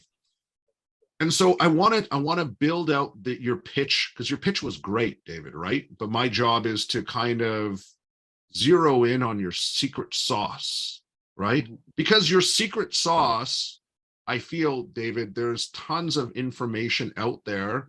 Like going ETFs is not rocket science, right, David? Is that fair to say? I mean, 100%. You know it, I know it. What you're dealing with Money Masters is focusing on a certain segment of the financially illiterate, but actually dealing with financial hesitation. Okay, right? And that's kind of where your secret sauce is. And so what happens is through this idea of this risk-free scenario gamification plan, you start to bring them over, right? And your metric, if people are financially illiterate, it's safe to say they're all financially hesitant, right? And you bridge them over. That's what you do, okay? Right? My last question, David, because it sounds like a great idea. How does Money Masters make money? How do the Money Masters make money? How do they master money? Go ahead. No worries. There's two ways. So right now, on a B2C segment, what we do is we monetize through advertising. So as you're going through your levels, there'll be ads served. We're also working now with partnerships. So for example, eToro, for every customer that we can get it to eToro so they can buy their ETF on eToro, we get paid per customer. And then on the other side, on the B2B, we're also white labeling our solution. So the banks that want to educate their users, they can actually just grab all the gamification, everything that's already built into a platform, redesign it with a logo, with their colors, and actually even create their own content. So not only can they teach them about basics of finance, they can also talk about their own products. So they pay us obviously a licensing fee for this. Today we have one white label partner, and hopefully a second one coming at the end of this September. Got it. White label. All right. So this is going to be fun. David, you know what's really fun for the audience to watch? This is where you hear somebody like David who's done a great pitch, and you can see in the chat, right? Great pitch. Congrats. Everyone loved your pitch. You know what's even more fun, David? When you do a great pitch and with zero prep, I have to do something and put myself on the line, live for thousands and thousands of people around the world, right? So I just wanted to acknowledge the fact that this is always, no stress for me, when somebody does a great pitch and I have to step up and make it work. But what I want to do is I'm going to challenge your pitch, and I'm going to come into this concept of financial hesitation, okay? I want to talk a little bit about how you actually generate, right, a seamless way of generating money. And before I do that, you're looking for money, right? You're looking for $1 million to make this work. my last question before we start, on the topic of financial hesitation and the gamification, give me some data, because I still need to know, after they use your platform, how much more, mentally confident are they? Like, they know what to do. And secondly, how many of them actually go about improving and make a tangible difference in their financial journey? Can you give me some data on that? So I think it's tough to measure, just because we don't really have any financial association once they get off our platform. But what I can give you is the particular feedback that we've gotten from users. So we do have a lot of users that hated the stock market, thought it was a rigged game, and just were very negative whenever it comes to banks or anything like that. And what they come back to us is actually, they said, thank you. Like, now I see the financial industry in a different way. I understand there's still very bad players, but I also understand that if I know the tools that exist, I can actually use the ones that are available to me. So I think that's been very, very, very, very, very interesting for us. So it's tough to really tell you who is, how much we're changing the life of the overall. But what we are seeing overall is that as our users get to play on our tournaments and they get to do at least up to level 10, they're more confident on taking action, especially on basic investments like we just talked about at ETF. But they do become more confident past a certain level. Yeah, got it. All right. David, would you like me to attempt to pitch your idea back to you? Please do, please do. I can always get better. So let's do it. Well, let's see how it goes. You get to introduce yourself, and I will, I'll pitch the Money Masters platform to you. Okay, you're looking for $1 million, and let's see how we go with it. All right, over to you. Go ahead. Sounds good. So, Ash, pleasure meeting you. My name is David. I am the CIO here at TX Ventures, and we hear about Money Masters, but we would like to learn a lot more. What Excellent. Thank you very much, David, for your time. My name is Ash Singh, and I'm one of the members of the Money Masters team. As you might know, 67% of the developing world, and probably the developing world, is financially illiterate. And we live in a world where we think about housing inaffordability. Healthcare is not affordable. There's all these challenges we see in the world. And, there's different ways of looking at this problem. One is the fact that obviously costs are going up, but we as humans have become confined in this consumption culture. And I have spent the last 10 years looking at this problem, and I believe Money Masters has solved this problem. And the way we look at it is very simply, when we look at people, everyone knows things like, living between your means, buying some ETFs, paying yourself early to start saving for your future. All of that stuff is there, but we've discovered that through our gamified methodology, we can help people not just learn this, but put them in a scenario where they can go through the process and see how it would actually work in the real world and how their bank account balance will change, and help them increase their confidence, right? Whilst learning all the different elements of the financial industry to help them remove their financial hesitance, which is a word we've coined. And through that journey, we think that we can transform the industry. We've already got our first 26,000 users. We are partnering with banks and other institutions to make sure that this knowledge and process and methodology is adopted so we can make a big difference in the financial literacy of the world, and hopefully make the world a better place. I'm looking for $1 million to take this to the next level. I look forward to chatting with you about how we've built it, how the gamified engine works, and some of the banks that have already expressed interest to white label our app. Thank you. Fantastic. That was good. Is that all right, David? Oh, yeah. I really like the consumption culture, the gamified methodology. I mean, the financial education. I mean, these are great words, very relatable. Well, these words now, David, are yours. Okay. So for the last 3 minutes, I was your co-founder and pitchman. So, we want your success, both personally, David, for you. But I feel like this is something that's so needed in the conversation, right? This idea of getting people back in control, right? Control the controllables, David, okay? I want to see your product working, David, and I want banks to introduce your product when the person's like, 10 years old, okay? Yeah. Get them early, get them saving, you know what I mean? And I also love the idea of that scenario modeling, right? Yeah. And making sure that you become that resource to remind people and make it work. So I want to thank you again, David, and accommodating us during your busy schedule today. And we look forward as part of the Hyper Accelerator to be part of your journey. And I want to thank you again for your time. Have a wonderful day, David. Cheers. Thank you, Ash, and all the guys. Thank you. Thank Good you. luck, Cheers. guys. All right, let us continue. We are going to continue the process here, and we'll hear from Nicolas is joining us as well today, right? Joining us from the CSports team. Now, I know Nicolas is usually flying around the world, so we don't know exactly where he might be today. Yeah. But Nicolas, where are you joining us from today, sir? Well, it's been a few busy weeks. I've Uh-huh. been everywhere. I had a race last week, so finally Okay. able to join you guys. But right Yes. now I'm in London. In London, England. So, Nicolas, just so everyone knows, you're building this platform, but in the daytime, right? I know that you're a little bit younger than the typical founder. So tell us a little bit about your age and what you do professionally, just because the audience can understand. Go ahead. So, well, I'm a 17-year-old racing driver, currently racing the European Le Mans Series category in LMP3. So I've been traveling a lot, and actually last week just won the 4 hours of Barcelona. So we are back. Congratulations. Pretty good. Congratulations. So whilst most people at 17 are just going through school and getting by, you are obviously being educated, but you're a race driver and an entrepreneur founder of the CSports platform. So I just thought I would acknowledge that. It's great to early on in life, right?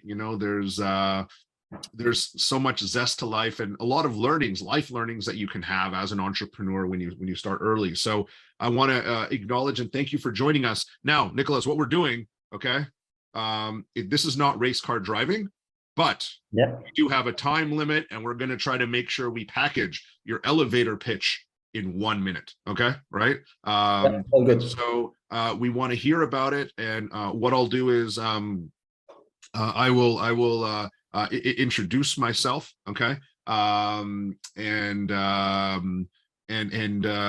want to find out more about what you're going to do, but we'll have 1 minute, and we'll give you some feedback, right? Because Nicolas, it's always about elevating and getting more feedback points through to what you're doing, and we'll go from there. Are you ready? Yeah. All right. Okay. So we'll just make sure we have all the audio, all audio elements are there. You can hear me okay, Nicolas? I can hear you fine. All right. All right. Let's rock and roll. Okay. Hi, Nicolas. I am Kimi Räikkönen's son, and I'm looking to invest in racing or just sports and interesting startups. Tell me about what you're working on, sir. Go ahead. So, hello, Ash. Well, first, let me introduce myself. I'm Nicolas Pino. I'm a 17-year-old racing driver and founder of CSports, where I'm the chief strategy and speed of the company, where today, of course, as you might know, as a owner of a basketball team and son of a Formula One racing driver, there's a competitive space in sports, and also today sports inspire the world and have historically inspired the world and people to do more. But 99% of families today can't finance a professional athlete career, and there's a lot of talent lost in that process. And in CSports, we are digitalizing all the assets of the athletes, allowing them to connect with the different stakeholders and investors, fans, to finance their career, and also allowing those users to live a new experience within sports, which today are distant to, and opening a new market inside this, allowing all these young talents to finance their career and also allowing them to grow together and have better futures. At the same time, we are opening and allowing these users a new way to interact with the athletes via GameFi dynamics, social fi dynamics, and also DeFi dynamics through a Web3 app that we are building CSports. Excellent. Thank you very much. And Nicolas, how can I help you? Today, we are raising a $2 million first closing for a future $4 million closing in order to develop the platform under the Web3 app on Solana to later introduce it to the market and allowing people around the world to let them know about the project and also introduce more young athletes. Excellent. Thank you very much, Nicolas. Let's get some feedback for Nicolas on his startup, right? I know that there's been some good feedback. A lot of people like your idea. I'm just looking at the comments right now, but let's give him feedback to elevate himself and improve. So Nicolas, let's talk. I want to talk a little bit about the platform itself. Okay. My question to you relates to you know, when we think about your platform, if I understand correctly, there's a bit of you know, there's a lot of people that have aspirational elements for their children, right? They want them to become a professional tennis player. We all know, like, Lewis Hamilton, right? I guess that's the best example in racing, correct? Where, you know, because of his background, right, he had to deal with not just race issues, but he also had to deal with the financial issues because he didn't come from a lot of money, correct? You know, Yep. and he was just that good that he was able to move up the ranks. We see this in tennis. We also see this in, like, developing markets, because there's people that live in the developing world, right? Like Lewis Hamilton in the UK, in the United Kingdom. You also have athletes, for instance, baseball players in the Dominican Republic, right, that have no money. They just don't have any, you know what I mean? Their families are struggling, but they're really talented players, right? So I wanted to kind of understand, like, how big is this market? That's kind of where my mind was, because I started thinking about all the people that could leverage this. So I wanted to know how big the market is. How do you play a role in the equation, right? Because you have a Web3 platform. Are you guys taking a fee as part of the journey? And then finally, like, how much can they expect to earn and interact, right? Tell me a little bit about these three things. Go ahead, Nicolas. So there is two types of market actually in this industry. For one side, we have the sports market that only in football or soccer for the US guys are about $400 billion. And then we got the NFT market that is the currently known market, about $21 billion last year. And we are introducing a new market into the sports, also joining the current one, where we are about expecting to, of course, increase both of them by also, and then winning by the current fees of success when the athletes raise money and each transaction inside the platform. Got it. Got it. Now, would it be fair to say that part of your market is the amateur sports development? Do you get what I'm saying? Because you have the sports as a whole at $400 billion. Do you think that it would be better focused to think about amateur sports development, you know, all of the money and everything associated with that? In our platform, we are not only focusing on the young talents, but in fact, about 85% of superstars in sports end up bankrupt at about 4, 5, 6 years once they end their career, because they don't know how to, they don't have that financial experience, and most of them, they just quit school, they like parties, stuff like that. So a lot of them end up bankrupt. And this sport, as we digitalize all their incomes, all their assets, we allow them to make money once they start as an amateur athlete with a dream in the path, and also for the superstars that already consolidated to continue having that passive income in some way in order to secure their future. Got it. So would it be safe to say, Nicolas, and this is how I'm listening to what you're doing and the way I'm approaching this, would it be safe to say that you are creating the next generation sports agent, smart sports agent that's going to help manage the lifetime value of and potential of the athlete? Is that fair to say? Yeah, that's fair to say. And actually, our concept is already being validated by other platforms, but none of them has joined everything in one piece. One have the gamification and all the interaction between the users and the athletes. One have the investing into the athletes, but none of them join them together and generate that constant interaction and also the fun of the sports. Because with CSports, you can, as a user, you can be like your idols, you can win like them, and also you can be part of their process, where you can start, of course, make money by your actions. There is a platform that is actually also done by a Chilean founder, that is Betterfly, that is already proven that concept. Then you got Stepping, that where Sequoia Capital already invested, that has that move and earn dynamics. And then you got Moonshot, that allows you to invest in athletes. And by this means, I also see in the chat, where can anyone apply? Any athlete can apply into this platform in order to present their projects, and people can invest on them. And by doing that, we are opening a new market to normal users, fans, investors, that is not open to anyone. Today, only brands, teams or families can get into that little world. Yeah. But today we are opening to anyone, and also allowing the athletes to finance the career through people around the world. Sure. Now, my question to you, Nicolas, is that where do you want to start off though, right? Because, you know, the sporting industry is so massive.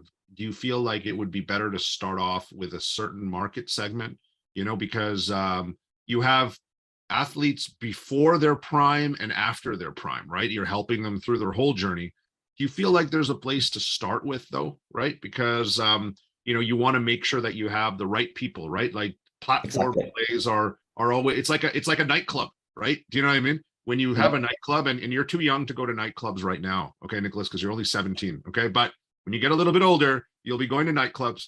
And what happens is the example, I like to use the term, everyone remembers nightclubs, but, you know, they have like the dance floor, and the dance floor needs to have a certain, you know, pretty girls are on the dance floor, and then, you know, the men come and they're buying drinks, and you kind of have this platform play, right? It works, right?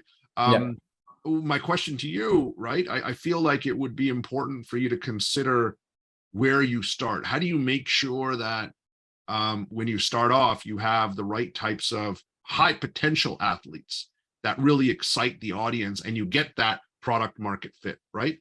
So we are starting by the both extremes, for the from the young athletes, and also the consolidated stars.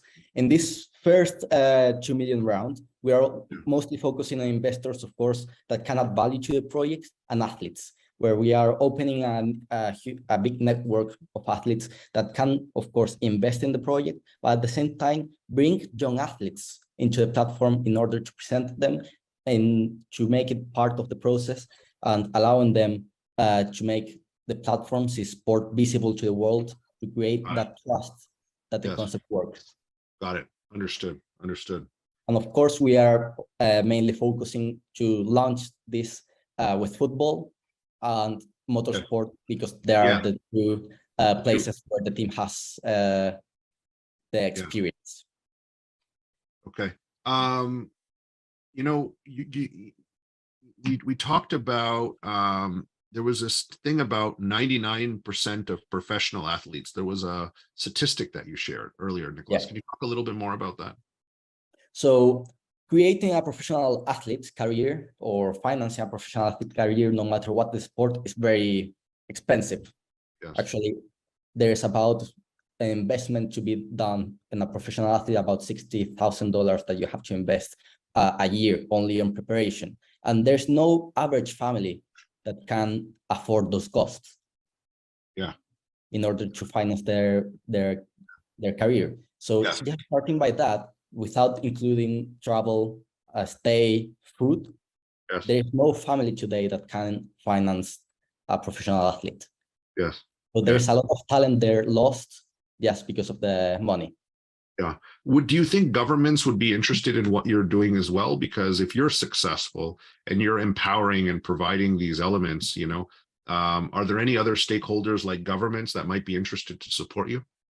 So in this initial space, we are starting with those prospects that I just mentioned, with athletes and different, for example, football teams. But then in the future, we are, for example, thinking, or like brands like Adidas, Puma, whatever, that can be like some sort of sponsor or investor in the platform, that will also promote their brand by the move and earn dynamic movement that we are promoting, where people can run, and then they can buy their Puma shoes box to produce more tokens.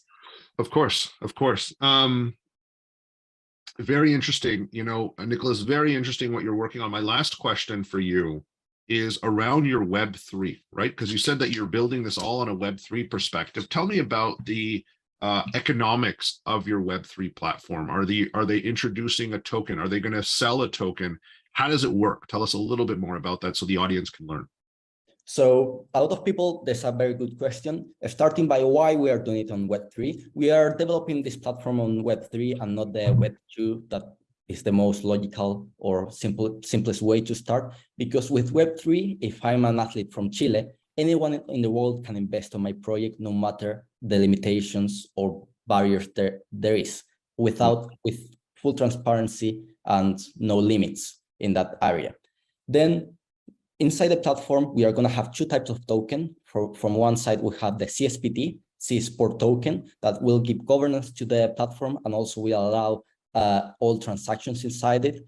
And then we have the Rocket token, for like movie Rocky, where it's the move and earn dynamic, where people, based on their actions, on the well-being actions, sports, they can produce that token. They can buy busts inside the Rocky token place or the move and earn, and they can also transform it back into CSPT and invest inside the platform in order to create a good flow inside it.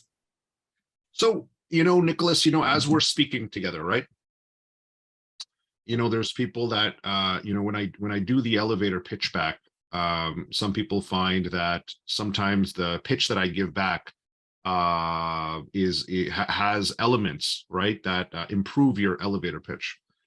And part of that is just kind of understanding where you're actually going with this, right? And I have a question for you. Do you feel like that as part of your platform, right? As I understand it now, the athlete themselves become an NFT, right? And Exactly. they might have sub NFTs related to like, hey, here's a photo of me doing something. But when I'm young, if I am an up and coming football player from Chelsea, and I make myself an NFT on your platform, and I can have sub NFTs happening, but people can invest in me and derive future income streams, right? Like if I'm very successful, right? And this does happen in like elite sports, right? Like the Williams tennis sisters, right? Yeah. There's people where they'll go get trained by them for 2 years, and then 10% of their income for their lifetime goes to that trainer. Does that make sense, Nicolas? And that's what you're, is that fair? Inside CSports, we have three types of NFTs. From one side, the income share agreement NFT, or we name it in a more in a different way, together NFT, where the athletes can present their project and the people can invest in them. Then we have the 3D digital pieces that today is like Sorare, Chilis.com do, which is like the border, but we have to include it. And then we have the experience NFT, where athletes can include an experience and people can buy and they can include it. So, but Nicolas, like the reason I bring this up, this income sharing NFT, okay, I think is very powerful. When we start off, right? Like, when the person's starting off, you're betting on the potential of that person, right? Yeah. Okay. And I feel like that element and drawing the example of how elite athletes like the Williams sisters, right? And what you're doing is you're opening that opportunity to everybody, okay? Not just to the elite, right? When we think about Web3 and web in general, it's about democratizing, right? Bringing things back and kind of driving these elements through. And so I want to make sure that we get these components articulated, right, Nicolas? Because I feel like that's really powerful, right? You know what I mean? That one element to say that the athlete is now the NFT. Do you know what I mean? It's not like LeBron James just slam dunking. Do you get what I'm saying? That's rare, right? It's about you tokenizing the athlete and driving that income share opportunity and allowing anyone, right? Like somebody can give 100 pesos, okay? Do you know what I mean? Somebody can give £5 and suddenly believe in that person. And if they're successful, there's an income stream for them later on as well, okay? But opening that up, right? Nicolas, that is very powerful. Yeah. I feel like that is kind of the element. So you're looking for $2 million, correct? We are looking for $6 million in two closings. The first closing is at 2 million, and then 2 and 4. Yeah, 2 and 4 million. Yeah. Okay. All right, Nicolas, would you like me to pitch your idea to you? Huh? Okay. So I'm gonna pitch the idea back, and you're looking for 2 + 4 mil for this project. Focusing. Okay, let me see if I can do this. All right, Nicolas, here goes. You got to introduce yourself though, okay? So you get to be, you could be whoever you want. You introduce yourself and I'll pitch the idea back. All right, go ahead. To be that I'm looking for a new way to invest in young talents in motorsport, but I'm very limited and I don't have much time. So show me your idea and what you're developing. Thank you very much, sir. My name is Ash Singh, and I'm part of the CSports team. You might not know this, but 99% of parents, okay, cannot tangibly afford to actually raising a professional athlete. It costs around $60,000 a year for a child to kind of leverage and succeed in professional sports, and it's left for just the elite. Right. And so in motorsports and football, it's the elite people that get access to it. Our platform, the CSports platform, is built to democratize this and find the best talent around the world and give them a fair chance to become professional sports athletes. And the way we do it is we've created a platform where the athlete themselves become an NFT.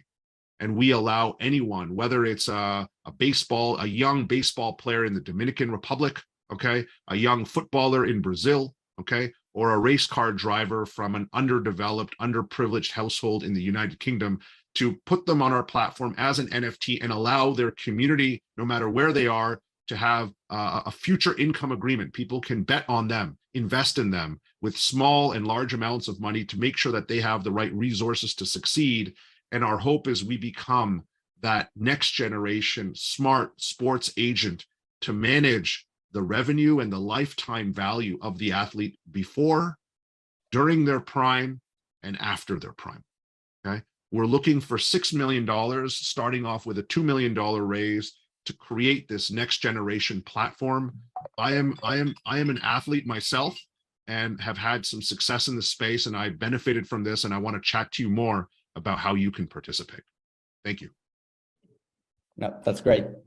All right. So Nicolas, I was bringing that you heard my punchline, right? The punchline around the athlete as an NFT, right? And that income sharing element, right?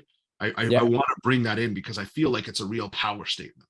Okay. No, that was really good. Yeah. Right. No, so Nicolas, I want to thank you again and again. Congratulations on your recent racing success. Let's make sure that the CSport platform succeeds as well. And we look forward to it as part of the Hyper Accelerator. Thank you very much for your time, sir. All right, we are back, and welcome to the Elevator Pitch Showdown today. Today's been a really interesting experience. We've talked to several startups around the world. In today's episode, we're going to be hearing from Felicia today. Felicia, tell us where you're joining us from. I'm joining from Canada, specifically Grimsby, Ontario. It's from Grimsby, Ontario. Close for those of people that don't know Grimsby. Unfortunately, Felicia, we always tell them it's close to Niagara Falls, right? Exactly. Felicia? It's in the Niagara region, actually. In the Niagara region, right? So when you land in Toronto and you want to go to Niagara Falls, you have to drive by Grimsby. It's a great little city with nice, vineyards and farms, as well as some founders. So Felicia, we're going to talk about your platform today, right? So I want you to give your elevator pitch, and we'll give you some feedback. And if you'd like, I'm also happy to pitch your idea back. So I will start off by introducing myself as an investor. Okay. Cool. And I will then you may give your pitch, and we can have a powerful elevator pitch feedback session. And pitch back, if that works for you. Yeah, that's perfect. All right, excellent. All right, I'm going to kick it off. Good afternoon. Good morning, actually, here in Grimsby. Felicia, my name is Ash Singh. I am a distant cousin of the billion-dollar L'Oreal family, the French L'Oreal family. And we're looking at in the startup ecosystem, and we heard you're working on something interesting. Tell me a little bit about what you're working on, Matt. Go ahead. Yeah, as we all know, or need to be reminded of, the skin is the largest and most visible organ in the body, protecting every other organ. At the end of the day, your skin, my skin, is worth it.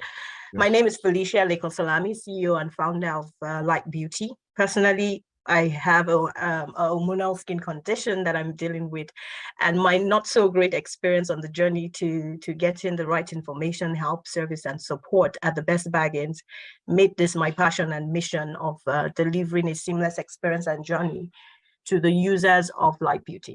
So who's LightBeaute? LightBeaute is a fully integrated, orchestrated platform that leverages computer vision and progressively AI and machine learning to put the power of your skin health and care in your hands. We're building a technology that unlocks the value for everyone on the platform to access at the press of a button: skin analysis, relevant information on identified conditions, quick recommendations to discounted products and services that can be shipped and booked at the click of a button as well. Today, similar platforms that are available have limited features and are not neutral, as they focus on their own brands and services, which, leaves the customer with no choice but their own buyer's offering.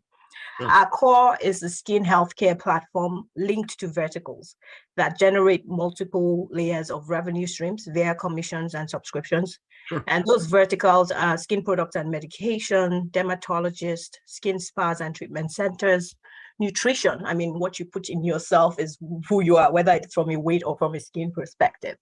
And finally, the fifth vertical is cosmetics, what we call nutritious makeup. We offer a new network economy approach through this unique integrated platform that has a menu of diverse solutions for diverse skin issues. We are completely dynamic in how we can match the right customer to the right solution. Our platform empowers people to make choices without bias. We're starting off with the North American market and the first two verticals being the skin product and medication and the dermatologist. And as we grow and scale to other markets like Asia and the Middle East, where they are very conscious and they spend a lot of money on good skincare. Currently, we have letters of intent from two local providers here in the GTA who immediately showed interest at first contact. A casual conversation also with the business development lead at a global skincare company revealed their interest, and he's indicated that once we have the product and we're ready and willing to partner, they will offer their products on the platform. On the customer side, we're excited to hear. We've been having a lot of secondary conversations with potential customers, and we're excited to hear from potential users, like a mother who says that at the middle of the night, she notices an unusual rash on her baby, and she knows she has the power on her phone to scan and get details, and immediately she's able to order medication at the same time that will be delivered to her the next day. Felicia, a quick question for you. Where do you need help? Yeah, I've come to that. The other excited consumer we've had an interaction with is the recent university freshman who's suffering from acne and looking forward to be able to clear that and have shareable moments about his experience on social media. And so those type of stories excite us. Where do we need help? We're asking for $2 million to develop the platform, the technology for marketing and operational cost as well. We're bringing the future of the skin ecosystem. We're building the future of the skin ecosystem, and we'd like you to join us on this journey that changes the way the world sees and cares for their skin. Excellent. Thank you very much, Felicia, for that. Let's get some feedback for this computer vision powered platform. So Felicia, thank you for your pitch. This is actually a very big issue. And we do recognize that a lot of formulations and skincare products don't take into account things like different skin tones for people, right? is it safe to say most skincare products have been developed and designed for the Anglo-Saxon population, like just European skins, right? So that's that. There's an element around that. It doesn't take into consideration the weather, right? Humidity, and all these other elements, right? So you have a lot of skincare products that you might be using, right? And obviously you're probably more of an expert in this space than I am, but it's definitely a real issue. I wanted to kind of talk a little bit, you talked about computer vision along with kind of this learned, the machine learning component, right? And AI that will help make this work. Tell me about the results that you hope to see with this, right? Tell me a little bit about the results that you hope to see with this. Like I want to just focus on one user as well, like because it's early stage, right, Felicia? So usually in the early stage, it's good to just focus on one user path, because especially in the makeup and beauty product space, cost of acquisition of your customer is very high, right? And so when we think about that, marketing to everyone in the cosmetic space is very, very expensive, right? And so that's why when I asked you about where I could help you, I felt like there was one use case, but like going from babies to young women to, elderly people at the beginning, it might be difficult for you to get product market fit and enough revenue traction to prove that model, right? And so that was kind of just one thought. The second thing around it is, I felt like your pitch was great, but I got most of the points within the first 90 seconds. You know what I mean? And I want to it's always about kind of reading the person you're pitching, right? Because you want them to start jumping in. You get what I'm saying? And what I've discovered with investors is that their attention spans are around 6 to 8 seconds. You know what I mean? Yeah. So when we have and obviously there's some people that are delightful and are able to allow you to be able to speak a little bit longer, but I've found, especially like the typical male banker investor, okay, that you meet in an elevator, it's like 1 minute, get it across, see if there's traction, pull them in. And then, some of the use cases that you started off could come in maybe when you're invited to the boardroom. But tell me about like the results around this, right? Like, give me one use case, right? Because I know that you've obviously dealt in the skincare space, right? And you've had an experience in that, and that's drawn you towards this, which is amazing. And it's something that, when you look at a startup, you want to make sure that the founder has a deep level of empathy, and it's obvious that you do, right? There's no question around that. But I want to understand, the typical user that's going to use this. Who is that typical user that you're talking about? And I feel like with the computer vision and all the different elements that you're looking to do, there is a beautiful untapped market around this. So can you tell me who that person would be if we started off tomorrow, right? You got your $2 million. Who would be that first ideal group of early adopters, and what benefit would they have as part of your platform? Yeah, I think you mentioned all the all the right points in terms of how the beauty industry is defined today. That untapped market would be that person age 16 to round about 65, where they're the most concerned about how they look at that point. So think about the 16-year-old in the university. They're now being more conscious of, how they look and what people think about them. And then if you progress that to, I know it's a very wide range, 16 to 65, but like I said, the skin is so important that at every stage in that band, people are concerned about their skin for different reasons. And so that early adopter is that person who wants to build the confidence, who cares about how their skin looks on a Zoom call, for example, or even at a board meeting, that, if they see a rash, they're bothered about, how do I clear this? If they see an acne, they're bothered about, how do I clear this? Sure. So I don't know if that's too wide, but I mean, if from research, I've spoken to very, very many groups, and everybody within that group at the minimum is concerned about their skin and will adopt quite easily. So Felicia, that's where again, when it comes back to marketing, right? I always find that, the pains, the needs, the gains, right? And understanding the user journey process is important, right? So Felicia, you talked about 16 to 65, right? Which is a very wide range. That's pretty much everyone. You just said, like, and when I pitch back to you, I'll give you an example. It might not be the right one, but I'll give you an example of what I'm thinking about. But I feel, again, when you look at a person's user journey, Felicia, right? You look at, I'll give you an example. You look at it, because this is a product for women. Is that fair to say? Okay. No, it's a product for male and female. So let me just rephrase the untapped market. So let's put it at 16 to 24, or young adults getting into university, getting into early work space. And so it can be male, female, they're technology savvy already, so it's easy for them to download an app and interact. So let's keep it at that group. Yeah. So the reason I bring it up, Felicia, is that when I look at early stage startups, right? It always comes back to like the 10x value proposition or the 4x value proposition. But you also have to think about people's willingness to pay. And sometimes you want to help everyone. It's obviously, Felicia, the reason why you've started with 16 to 65 is you're like, I want to help everybody. I love everyone, and I know this is a problem, and I'm highly empathetic towards them. But what happens is in the startup world, unfortunately, the world works on this concept of traction, right? Who are the people? Because your problem solution fit, Felicia, is everybody, okay?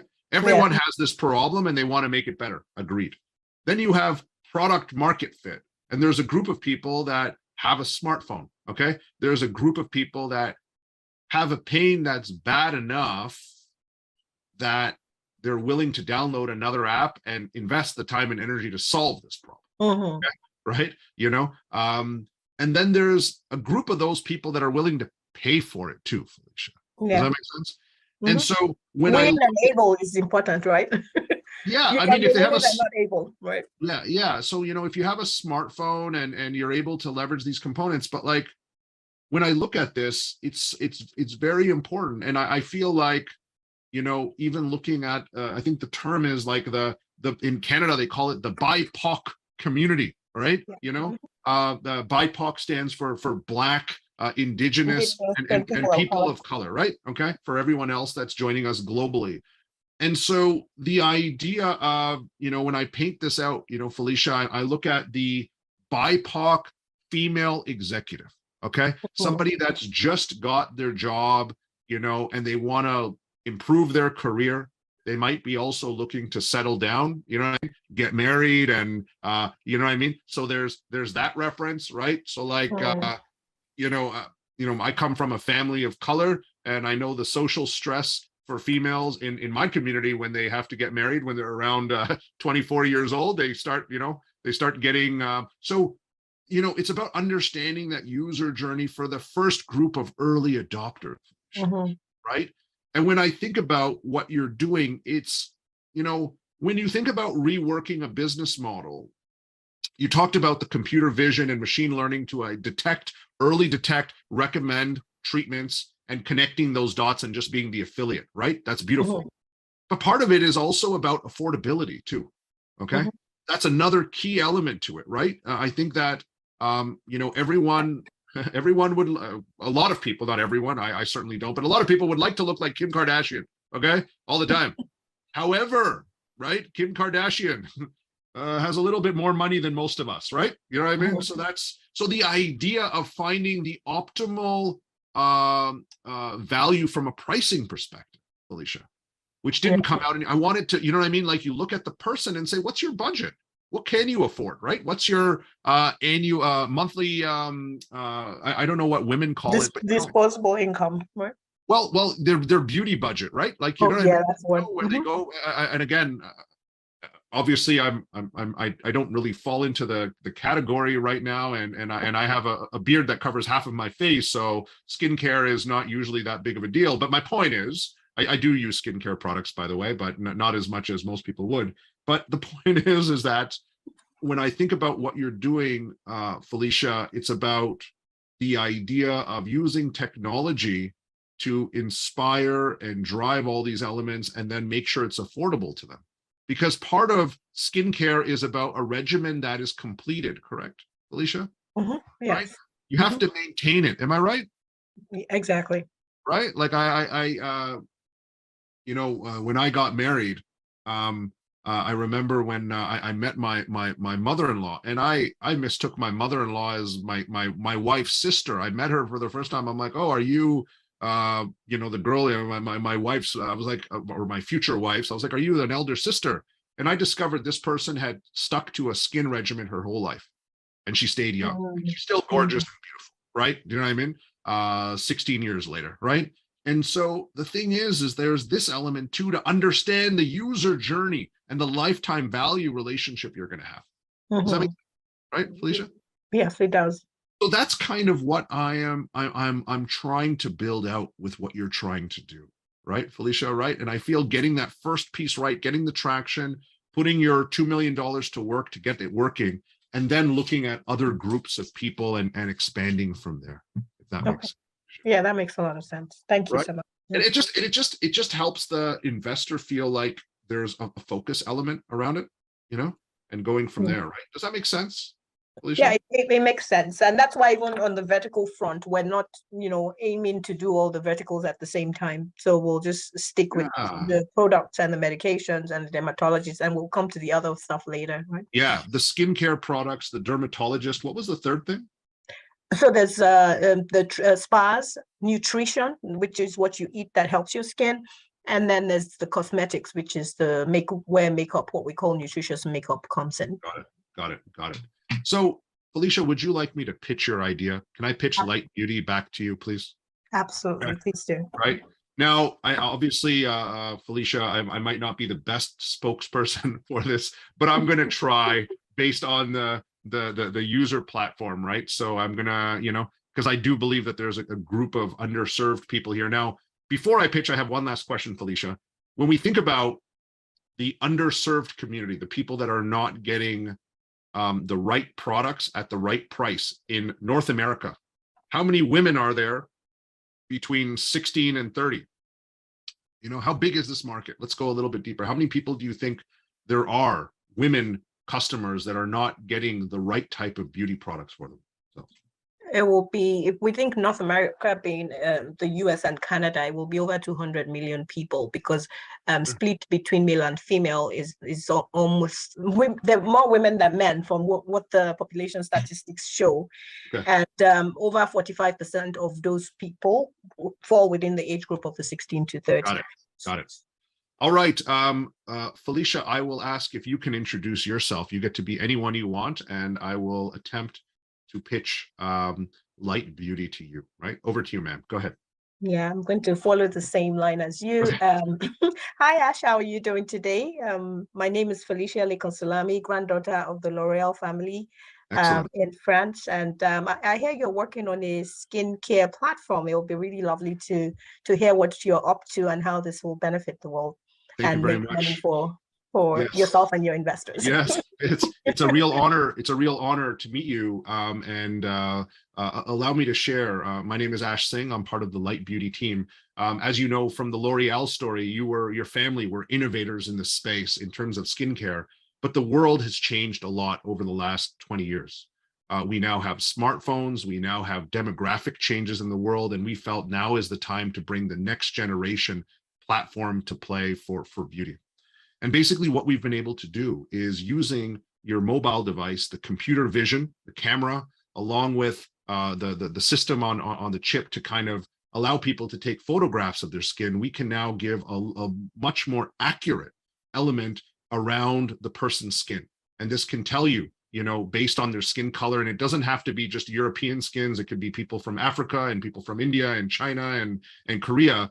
But the elements of their skin, how the food they're eating is affecting their skin, and where they're living, the humidity and all the other elements to give a really direct picture and an accurate depiction of their skin health. And from there, our platform can create a recommendation engine based on their budget to help improve and put the right regimen in place for them to have the right solutions and improve their skin as a whole.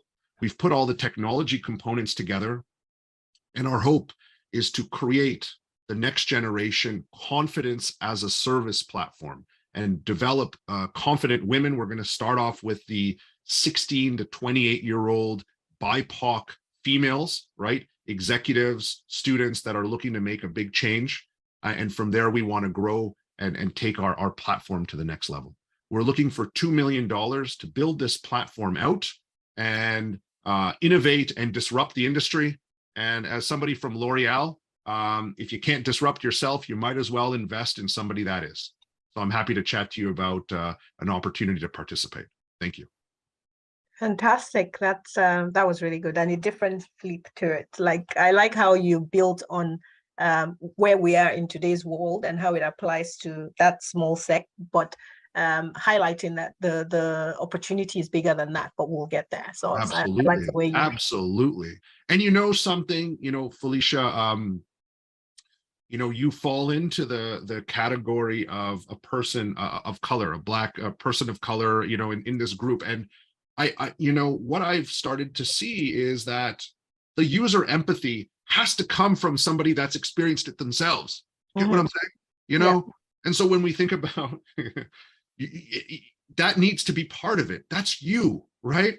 And you need to own it. You need to embrace that. And you need to make sure that you are, you know, you're going to be the one that brings it. This is not going to be done by a bunch of people sitting in France. You know what I mean? Like, it's just not going to, it has to be localized. It has to be developed. It has to be somebody that's gone through your level of experience. You know? And you know that I work in diversity, equity, and inclusion as my 9 to 5, and the topic around provisions for people of color, especially in the cosmetic industry. I work in retail, and you know, we talk to the likes of L'Oreal, Shiseido, and Co. Yes. It's a very big topic today because you know, even out of corporate social responsibility, from a marketing perspective, from ingredient perspective, everybody is being called out to be more inclusive.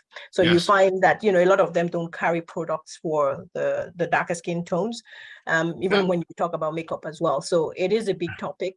And now even data shows that when you look at the total addressable market, the people of color are gradually becoming the biggest spenders. Sure, right? Absolutely. The money is definitely there. But for me, I want you to be the standard bearer, Felicia, right? When you come into your pitch, the level of conviction, you get what I'm saying? I want that to come out too in your pitch, right? And because you're the person, right, Felicia? Like, I'm sure everyone else that's watching here, they're like, wow, this is the person. If somebody's going to do it, it's probably this person, right? Based on your personal life experience, your work experience, your market access, right? But I wanted that to come out. So I hope you enjoyed my pitch. And again, I did nothing unique. I just listened to you, and I tried to transfer what I felt, what you were trying to say to the universe, okay? And make sure it just kind of comes out with a little bit more force, a little bit more vigor, a little bit more just tenacity in order for you to kind of win over the investors, right? Because it is a bit of a challenge, right? So I want to thank you, Felicia, for your time. Hopefully you found value today. I did. And look forward to seeing how we can innovate this space, okay? Create a more equitable space, right? In the cosmetic space, right? Because it's always about equity, and it's amazing for people like yourself, Felicia, that are taking an opportunity to make that difference. And we love what you're working on, and really glad that we can support you as part of the Hyper Accelerator program. Yeah, fantastic. Thank you very much, Felicia. My pleasure. And thanks for everyone's feedback. I see the chat. Yeah. Yes. Have a wonderful day, man. Take care. God bless you. Bye-bye. You too. All right. And that is it today. I know that we went a little bit long today, but it was a wonderful session. Great to connect with all of the founders today, the comments, the feedback, the audience. Always amazing to be able to play a role. I want to again thank all of the startups for allowing them to come forth, share their amazing concepts, and allow the opportunity for feedback to help them level up. On behalf of the Hyper Accelerator program and our production team, thank you very much for the whole team that's put this together today. I want to thank you all for joining. Take care, stay safe, and God bless you. Thank you very much. Bye-bye.